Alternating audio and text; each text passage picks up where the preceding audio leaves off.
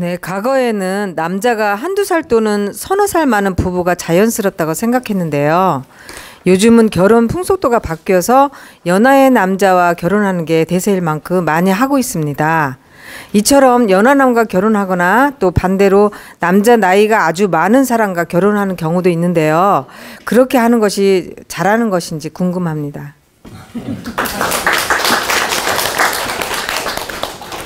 우리 법의 가족 여러분 중에서도 연상의 여인하고 결혼하신 분이 계신가요? 연하의 남편이나 혹시 있습니까? 있으면 손 들어주셔도 됩니다. 없으신가 봐요.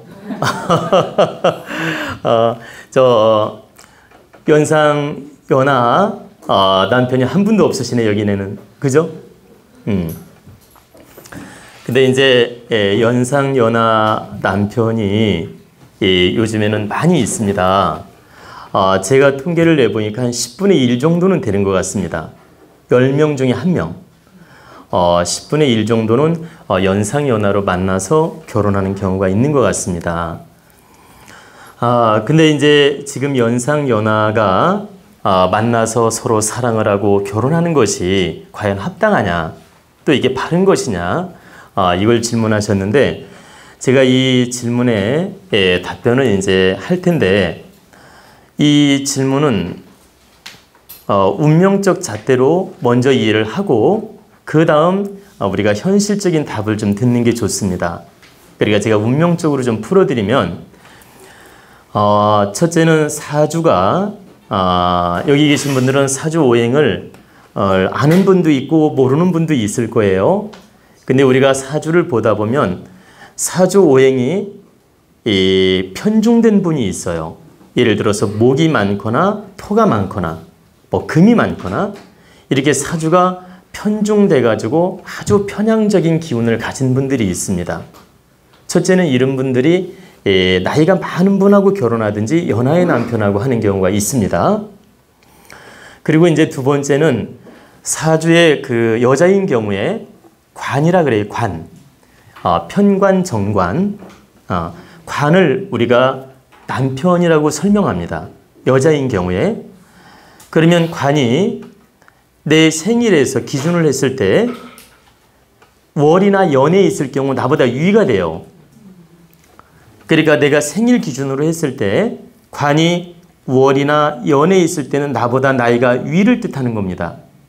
그러면 그 관이 월에 있거나 연에 있을 때는 대부분 연상하고 결혼을 하고요. 내 생일 일지, 그러니까 내가 일간 일지가 있는데 일지에 관이 있거나 시에 있을 경우에는 연하의 남편하고 결혼하는 애가 많습니다. 통계적으로. 그리고 이제 세 번째는 우리가 천간에 그 임계일이 있습니다. 임계일이 무엇이냐면 제가 한번 세보겠습니다. 왜냐면 저 모르는 분이 많이 계시니까 갑을 병정 무기 경신 임계. 자, 갑을 병정 무기 경신 임계. 예. 이렇게 천간 중에서 끝에 임계일에 타고난 분들. 그러니까 천간이 자기 일주를 말하는 겁니다. 일진. 일주의 임계일에 타고난 분들이 대체적으로 나이가 많은 분하고 결혼하든지 연하랑 하는 경우가 많이 있습니다. 그러면 사주팔자에 좀 전에 말씀드렸듯이 아주 편향적이거나 좀 모관한 사주, 이런 분들이 연상이라도 나이가 많거나 뭐 삼촌 같은 분 아니면 연하, 이런 경우가 있고요. 또 관이 월이나 연에 있는 경우. 그래서 관이 월이나 연에 있는 경우는 정상적인 결혼이고, 시에 있는 경우 연하의 남편하고 결혼하는 거죠. 연하의 남자랑. 그리고 이제 좀 전에 말씀드렸듯이 임계일간을 가진 사주들이 이 연하의 남편을 만나는 경우도 있고 나이 차이가 아주 10살 많은 사람, 이렇게 많이 차이 나는 남편을 만나는 경우가 있다는 뜻입니다. 제가 이제 이렇게 운명적인 잣대로서 지금 정리를 해드렸는데, 그럼 이런 사주를 타고난 분들은 정말 놀랍게도 나이 차이가 많거나 연하를 만나는 경우가 많이 있고, 실제 이렇게 만나야 더 잘 삽니다. 만약에 이런 팔자를 타고난 분들이 정상적으로 2-3살 많거나 4살 많거나 5살 많은 분하고 결혼하면 대체적으로 이혼하는 경우가 많고 갈등이 많이 생깁니다. 그리고 살더라도 행복하지가 않아요. 그래서 이런 팔자를 타고난 분들은 가급적이면 좀 전에 말씀드린 대로 나이차가 많이 나서 좀 큰오빠 같은 분, 아니면 삼촌 같은 분, 또는 내 동생 같은 분, 연하의 남편을 만나서 결혼하는 게 운명적인 작용에 합당하기 때문에 액땜 작용도 하고 더 긍정적 작용을 합니다. 그래가지고 오히려 더 성격도 더 잘 맞추게 되며 더 노력도 잘하게 되며 더 잘 사는 경우가 많이 있습니다. 그래서 실제 제가 상담 중에도 이런 사주를 타고난 분들이 오시면 가급적 연하의 남편을 택하든지 아니면 연상이라도 많은 연상하고 결혼해라 이렇게 말할 때가 있습니다. 제가 이제 한 예를 좀 들려드리면, 지금으로부터 20년 전에 아주 실감나는 실화입니다. 이건 아주 20년 전에 어떤 분이, 그분이 나이가 62년생 범띠예요. 범띠인데 20년 전에 상담하러 왔는데, 이분이 좀 전에 말한 임계일이었고 사주가 많이 편중됐어요. 근데 남편이 나이가 한 4살 많아요. 근데 우리가 상식적으로 생각할 때는 4살 많으니까 아주 좋은 거 아닙니까? 그죠? 근데 4살 많은 거예요. 근데 이분이 이제 사주를 보러 왔는데 그때 당시 딸이 3명이었어요. 딸이 3명. 이미 딸을 셋을 낳은 거죠. 근데 왜 왔느냐면 남편이 막 노름을 하고 바람을 피고 완전히 잡놈이에요. 그래가지고 이제 너무나 슬퍼서 이제 고민이 돼서 이혼을 해야 될지 고민이 돼가지고 이제 상담을 하러 왔던 겁니다. 근데 내가 이제 궁합과 사주를 딱 보았더니 평생 잡놈 짓을 면할 수가 없어요. 그러길래 제가 뭐라고 했겠습니까? 단칼에 이혼을 해라. 그러니까 그분이 뭐라고 하냐면, 선생님 아이가 3명이나 있는데 어떡하죠? 그래요. 아이가 막 어렸어요. 아무리 아이가 3명이 있어도 이혼을 해야 된다. 그리고 제가 하는 말, 당신은 반드시 아이가 3명이 있어도 재혼을 하게 된다. 근데 이분은 애가 3명이나 있기 때문에 재혼이 불가능하다고 생각한 거예요. 그리고 남편은 잡놈이기 때문에 도저히 아이를 키울 수도 없고, 그렇기 때문에 자기가 아이를 키워야 되기 때문에 부담스러운 겁니다. 재혼을 할 수도 없을 것 같고 왠지. 그래가지고 이제 저한테 너무나 고민을 이야기했는데, 제가 뭐라고 했냐면, 좀 전에 말씀드렸듯이 반드시 재혼을 하게 된다. 그리고 오늘 가서 바로 정리해라. 그래가지고 이제 남편한테 이혼을 요청을 했고, 또 그 사람은 원래 바람둥이고 잡놈이기 때문에 잘 들어보세요. 오케이. 그래가지고 합의적으로 이혼이 딱 됐습니다. 그래가지고 이제 이혼이 됐는데, 이혼을 하고 와서 이제 저한테 상담을 하러 왔는데 제가 뭐라고 했냐면, 당신은 반드시 1년 안에 남자가 나타나는데 연하의 남편이 올 것이다. 그래, 연하의 남자가 올 것이다. 연하의 남자가 올 거니까 연하가 오면은 긍정적으로 생각을 해봐라. 근데 너무 놀랍게도 1년이 지나서 궁합을 보러 왔는데 연하의 남자였어요. 근데 몇 살 연하인지 아십니까? 그분은 62년생이고 남자 되는 분은 1969년생이에요. 한번 계산해 보시죠. 몇 살인지. 무려 7살이나 연하입니다. 7살 연하인데 상식적으로 이게 참 안 맞잖아요. 그죠? 그런데 남자 집안에서 아기가 셋 있는 그 이혼한 여자한테 이 아들을 결혼시키고 싶겠습니까? 더군다나 이분은 총각이야. 근데 내가 궁합을 봤더니 너무너무 좋은 거예요. 이건 필연이야. 그래서 제가 뭐라고 했느냐면 이분하고 제가 결혼을 하라고 했습니다. 근데 이분은 7살이나 연하기 때문에 이 사람 말을 믿어야 될지 말아야 될지 고민되는 거예요. 왜냐면 이분도 또 도망갈까 봐. 근데 내가 이분은 믿어도 된다. 100% 믿어도 되니까 결혼해라. 그리고 이제 결혼을 했습니다. 이제 결혼했는데 너무 놀라운 충격을 말씀드릴게요. 너무 놀라운 충격은 그 남자분이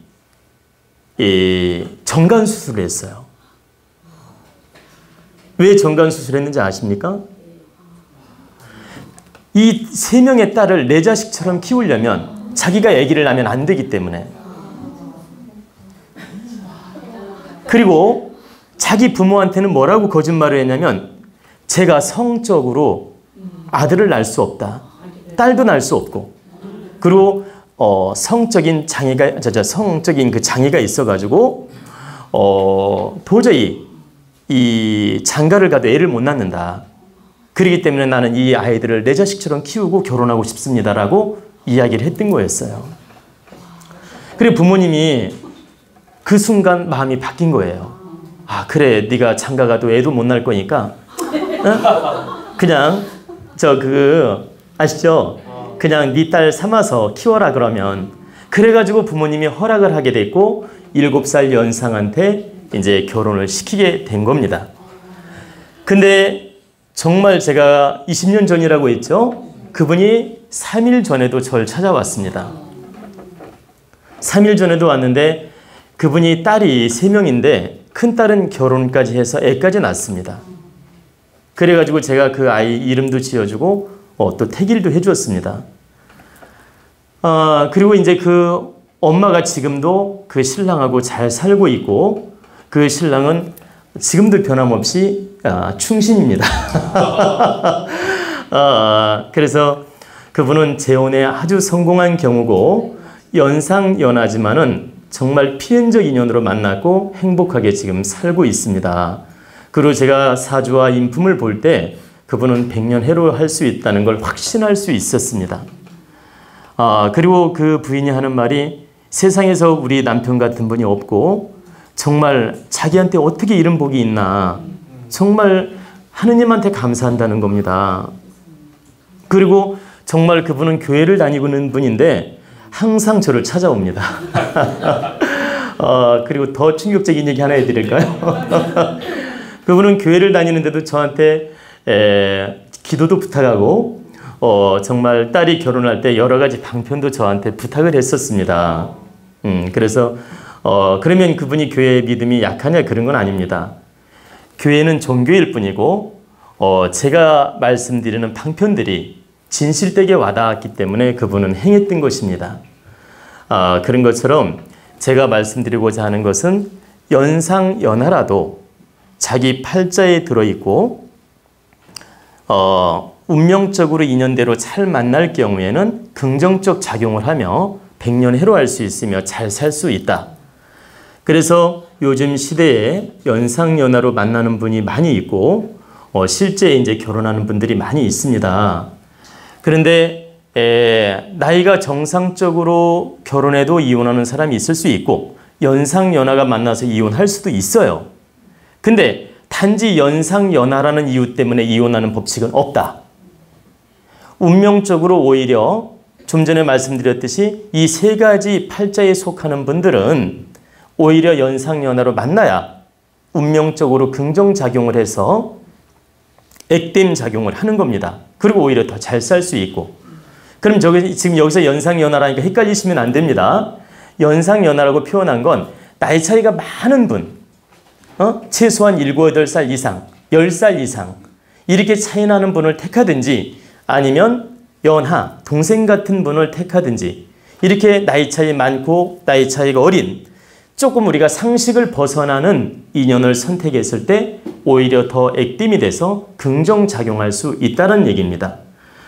그래서 제가 이제 경험 사례들은 수없이 많습니다. 근데 이 자리에서 경험 사례 다 얘기하면 한두 끝도 없고 해 넘어가기 때문에 이 정도만 제가 경험담을 들려드리고 이제 마지막으로 이제 좀 정리를 해드리고 싶은 것은 연상연하가 운명적으로 만났을 때는 액땜이 돼서 긍정작용할 수도 있는데 마음가짐이 또 중요합니다. 왜 마음가짐이 중요하냐면 연상의 여인은 보세요. 이 동생 같은 분을 만났을 때 한편으로 내 말을 잘 들어주고 편하기 때문에 쉽게 좋아할 수 있어요.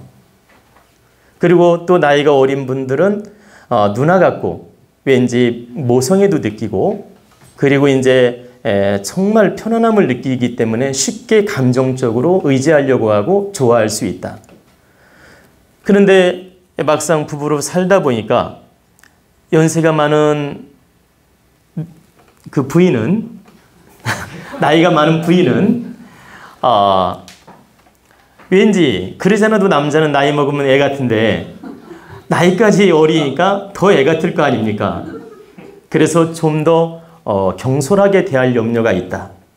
이런 걸 조심해야 된다. 그리고 이제 연하의 남편 되시는 분은 부인은 당연하게 행동하고 당연하게 말을 하는데도 자기가 나이가 어려서 무시하지 않나. 자기가 나이가 어리니까 저 사람이 함부로 대하지 않나. 이런 열등감을 가질 수 있습니다. 그런 열등감이 생기기 시작하면 어때요? 걷잡을 수 없이 불화가 생깁니다.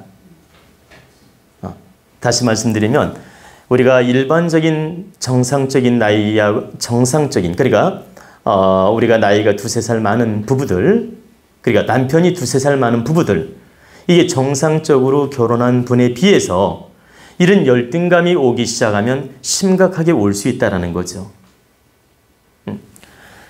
그래서 이런 편견이나 이런 선입견이나 이런 열등감이나 이런 감정이 싹트기 시작하면 연상연하가 심각하게 문제가 올 수 있다.